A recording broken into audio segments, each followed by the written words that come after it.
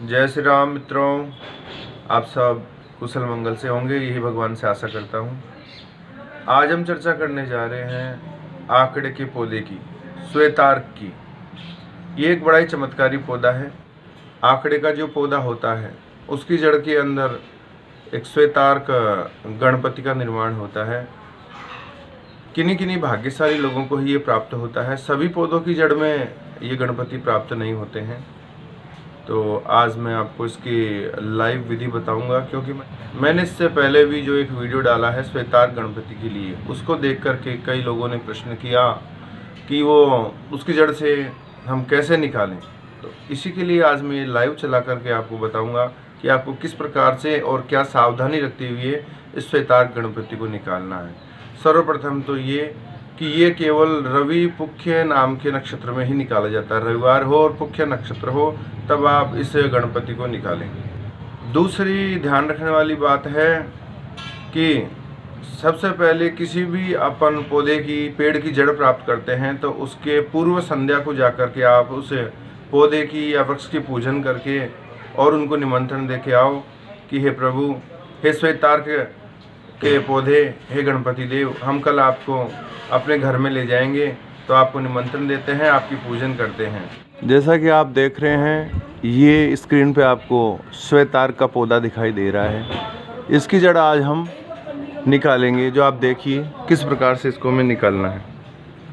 ये है इसकी मोटाई, देखिए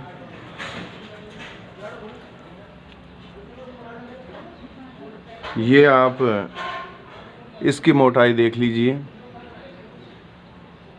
जब जड़ आपको इतनी मोटी दिखाई देने लग जाए तो आप आराम से इसकी खुदाई करके इसके अंदर से गणपति को प्राप्त कर सकते हैं।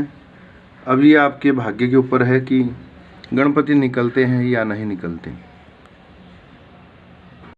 यहाँ इस जगह से जड़ निकालने के लिए हमें यहाँ कुछ जगह करनी पड़ेगी। यहाँ नर्मदेश्वरी शिवलिंग है, इनको हटा के अन्यत्र स्थापित करते हैं। फिर बाद में यहाँ खुदाई का कार्य चालू करते हैं। इस कार्य में हमारा सहयोग करेंगे हमारे साथी राकेश शर्मा। यहाँ से ये सभी सामान को और शिवलिंग को यहाँ से दूसरी जगह स्थापित करने के पश्चात फिर यहाँ हम श्वेतार्क गणपति को निकालेंगे। पहले जगह बना लीजिए।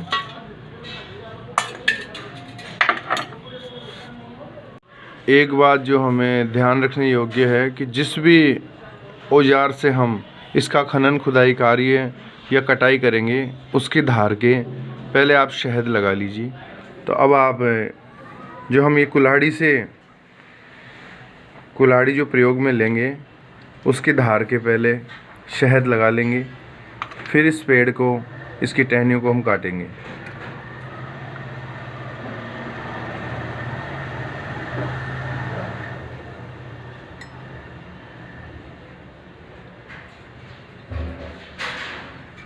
इस प्रकार से हमें इसकी पेड़ की खुदाई का जो दोष है वो नहीं लगेगा, क्योंकि ये एक देव वृक्ष है। पहले हमने इसकी पूजन की, अब इसके धार के शहद लगा लिया। और अब हम जो आप देख रहे हैं काफ़ी टहनियाँ हैं इसके, पहले इनकी टहनियों को ऊपर से हम काट देंगे, जिसके पश्चात हमें निकालने में आसानी होगी।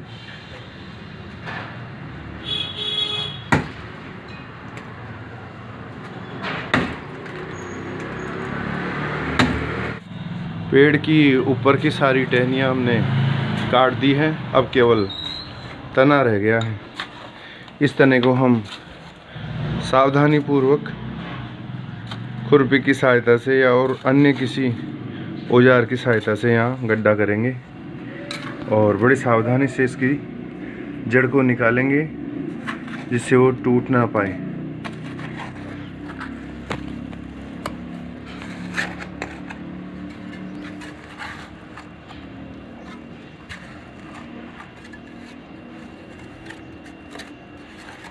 आप चाहे तो पहले दिन इसमें पानी भर सकते हैं यदि मिट्टी सख्त हो, नहीं तो आप आराम से इसकी जड़ के पास में धीरे धीरे खोदते रहेंगे और जड़ को कोई नुकसान ना पहुंचे। पता नहीं आकृति निकल आए गणेश जी की, तो असावधानी करने से वो टूट सकती है। इसलिए हमें धीरे धीरे इसकी जड़ को खोदना है। जड़ें काफ़ी गहराई में हैं, अभी तक हमें इसकी मुख्य जड़ प्राप्त नहीं हुई है, इसलिए हमें इसे और गहरा गड्ढा खोदना पड़ेगा। पहले भी मैं श्वेतार के पौधे से गणपति प्राप्त कर चुका हूँ, जो कि मैंने अपने पूजन स्थान में रखे हुए हैं। उसे अभी आप स्क्रीन पे देख सकेंगे। और कोशिश करते हैं, यदि हमारा भाग्य अच्छा हुआ तो आज भी हमें गणपति प्राप्त होंगे। हाँ, यदि आपको गणपति नहीं निकलते हैं तो दूसरा तरीका ये है कि इसकी जड़ को आप किसी कारीगर के पास में ले जाकर के भी गणेश जी की मूर्ति का आकार दे सकते हैं और उसे आज ही रवि पुख्य नक्षत्र के दिन पूजा स्थान में स्थापित कर सकते हैं। काफ़ी खुदाई करने के बाद भी अभी जड़ पूरी तरह से नहीं निकल पाई है। काफ़ी श्रम साध्य कार्य है, काफ़ी इसमें मेहनत लगती है और बड़ी सावधानी हमें रखनी पड़ती है, क्योंकि इससे यदि मूर्ति अंदर बनी हुई है तो खंडित भी हो सकती है। तो अब हमें इसे और भी सावधानी से निकालना पड़ेगा। बड़े धीरे धीरे इसकी खुदाई करनी पड़ेगी, हाथ द्वारा ही अब खुदाई करनी पड़ रही है। काफ़ी गहरी खुदाई हो चुकी है और शायद ये आपको दिखाई दे रहा हो तो गणेश जी की सूंड की सी आकृति इसके अंदर नज़र आ रही है, लेकिन अभी जड़ का कोई छोर नज़र नहीं आया नीचे से। लगता है काफ़ी गहरी खुदाई अभी तक हमें करनी पड़ेगी। काफ़ी गहरा खड्डा होने के बाद में भी अभी जड़ का अंतिम सिरा हमें प्राप्त नहीं हो रहा है। बड़ी मुश्किल आ रही है। देखते हैं इतनी मेहनत के बाद में भी गणपति हमें प्राप्त होते हैं या नहीं।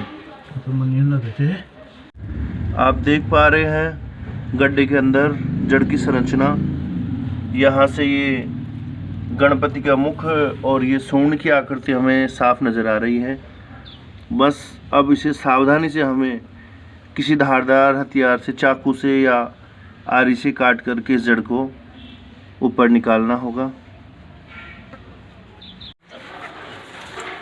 काफ़ी मेहनत लग रही है जड़ को निकालने में।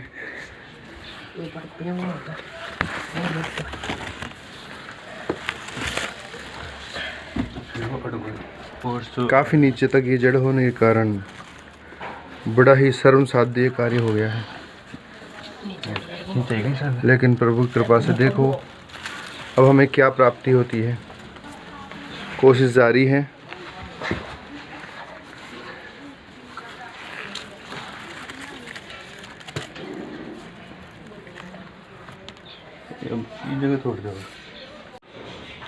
जड़ पूरी नीचे से कट चुकी है और अब इसको ऊपर निकालते हैं, देखें क्या प्राप्त होता है। निकालिए जी ज़रा ऊपर इसको। हाँ, पूरा जोर लगा के ये हमें संरचना प्राप्त हुई है। बिल्कुल ये सूंड का आकार हमें प्राप्त हो गया है। इसे धो करके और अभी शुद्ध करते हैं। तो आखिर हमने प्राप्त किया श्वेतार गणपति को। काफ़ी अथक प्रयास करने के बाद में करीब 2 घंटे की मेहनत से हमें ये जड़ प्राप्त हुई है। इसको हम गणपति का मुख और ये सूंड का स्वरूप मान करके अब इसको अच्छे से शुभ मुहूर्त के अंदर सिंदूर का चोला करके आज रवि पुख्य नक्षत्र को ही इसकी स्थापना हम करेंगे। इसी प्रकार आप भी कोई गणपति का, श्वेतार गणपति का कोई पौधा हो तो उसके अंदर से ये जड़ प्राप्त कर सकते हैं। इससे भी सुंदर आपको प्रतिमा प्राप्त हो सकती है। मेरी जो पहले प्रतिमा मैंने निकाली थी वो इससे भी काफ़ी सुंदर है और छोटी है, उसको आपको अभी मैं दिखा देता हूँ। आशा करता हूँ आपको इतनी मेहनत से मैंने जो वीडियो बनाया है पसंद आया होगा और आपको काफ़ी सहायता इससे मिलेगी। जय श्री राम, जय श्री गणेश।